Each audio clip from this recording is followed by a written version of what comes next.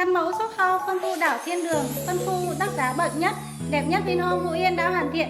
Hôm nay em sẽ dẫn mọi người tham quan căn mẫu này nhé.